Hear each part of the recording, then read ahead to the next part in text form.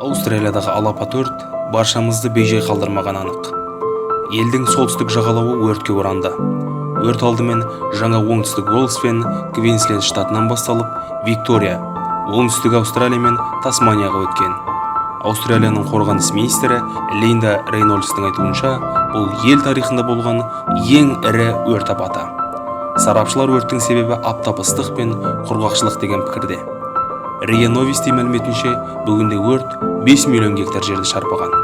Бұл Хорватия аумағындай. Мыңдаған үй өртеніп кеткен. The Straits Times мәліметінше, елдегі коаланың 30%, яғни 80 мыңға жуығы қырылып қалған. Себебі коала жерде тез қимылдай алмайтын жануар. Одан бөлек, елде жарты миллиардқа жуық, яғни 480 миллиондай жан-жануар қырылып қалған.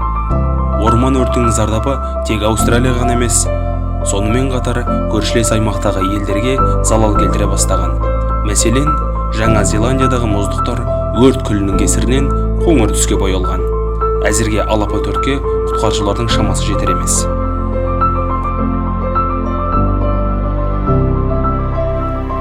Ал осы жағдайға сіздің ойыңыз қандай? Пікір қалдыра кетіңіз.